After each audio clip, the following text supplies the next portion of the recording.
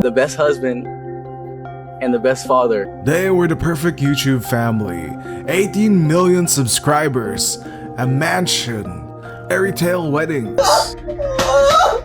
And now they're divorced, broke, and are being sued. Nice. What happened to the Ace family? Lies, allegations of crime, and possibly the worst giveaway in internet history. But hang on, because this story gets wild, and you're not gonna believe how many scams they did.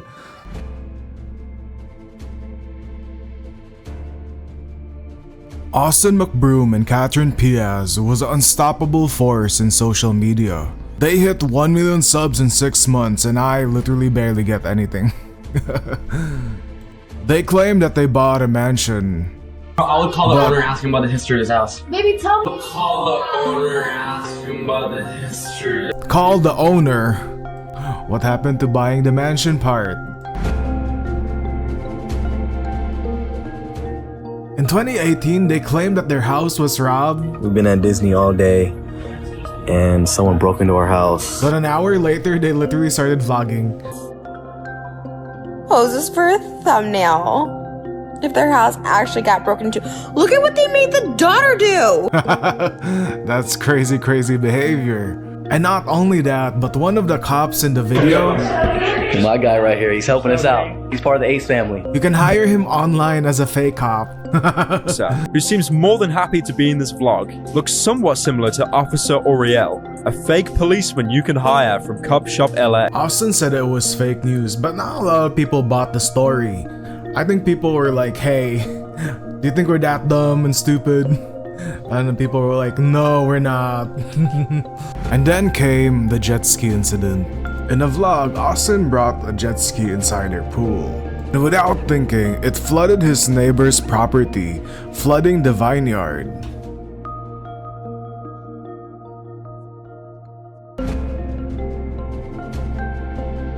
So we are here at the new Ace family house, and last night was our first night here, and it feels so good to. In 2019, they moved into a mega mansion, and this was such a big deal because this wasn't just like $1 million mansion, right? This was a $10 million mansion. Was going to auction, I used Batch Driven to look into the loans taken out on the property. At the time, I found it really odd that they had 2 loans on the property totaling nearly $10 It million. was 2 $5 million mansions combined into one, and honestly, I don't know why would people do that. Like, that's a lot of monthly payments for rooms that you'll never probably use. In just a few years, the entire thing would be foreclosed, so why would you do that? Maybe people just want to get off to being rich. Who knows? But Catherine did deny the rumors. It's not true. It's not true. Maybe they want people to think that they're rich, but they already are, which is so weird. So you might be asking yourself, how did they get a $10 million loan to begin with? By lying. They apparently lied and said that $10 million was for business use. And in reality, they just bought luxury real estate. They even lived in there. And the bank was like, hey, if you're using this for business, why are you living in it? And when they couldn't really make the $100,000 per month, it was just game over. Like, I don't know, why would you buy 2 mansions in the first place? You know, when I listen to their drama, every time I think about it, I just feel like there's nothing working up in there because none of this makes sense. Like, why lie to someone who could sue you? And why show the proof to millions of people? It just doesn't make sense. Like, scams. When I was doing research on this topic, it literally surprised me that 2 people are capable of making this amount of scams in 2 years. I don't mean to judge, and maybe people just believe them. But generally, I was so perplexed because everybody just kept believing them. When I was writing this script, I was constantly annoyed because there were so many scams and everybody kept falling for it. It was so weird. One of the biggest scams was the Ace Club, a paid monthly subscription promising exclusive content, behind the scenes vlogs, private live streams, giveaways, and even birthday messages. What people actually got?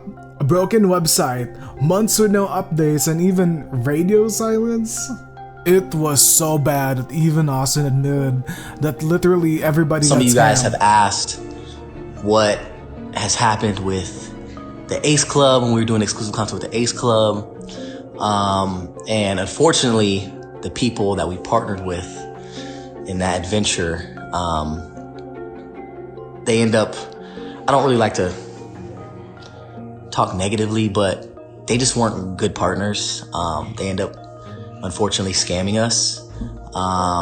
And it kind of like hurt us in a way because in reality, like, you guys got scammed. So he just blames it on his business partners. I think what got a lot of netizens hating him after this situation was after apologizing to his fans in this live stream, he used this live stream to launch his next scam. You guys have to see this. Opportunity for me to come in and to use the website as a program that I've been wanting to help you guys all with for the past 4 years now. So the next scam is a millionaire's social media program. He charged fans $50 per month. Per month! And the worst part, he just gave vague advice on becoming an influencer. They were so vague that anyone could make them program, up. I'll be teaching 4 courses. The first course is how to grow your social media platforms. Let me just... Most of the content was late, short, and just full of believe in yourself energy. Like, how does that work? When I'm paying $50 per month, I need somebody to do a backflip. Somebody who would bend over backwards for the content, cause that's a lot of money. $60 is a lot of money for Pinterest motivational quotes. Like, that's crazy. Screaming cash grab to me. So what is it, like 48 videos a year essentially, but you have to pay $50 a month for that. So you're gonna be paying $600 for 48 videos, and you have no idea what these 48 videos actually She repeatedly said no multiple. So a discussion about the Ace family can't really be complete without the serious allegations. In 2019, YouTuber and makeup artist Cole Kerrigan uploaded a video that would shake the McBroom brand to its core. She repeatedly said no multiple times, over and over and over, to the point where she started crying. Cole accused Austin of being involved with SA of his friends during a trip to Miami. According to Cole, Austin and his father and a security guard and other men followed the woman back to the hotel. And what happened next was terrifying. A friend reportedly begged them to stop. She was crying and saying no repeatedly, but they didn't stop. The thing I remember is unfortunately being on the bed and his NBA player friend was having with me. The next thing I remember is looking up and Austin's dad, Alan, is there, and I am seeing him unbuckle his pants, pull down his pants, and pull out his in front of my face, basically wanting me to suck his.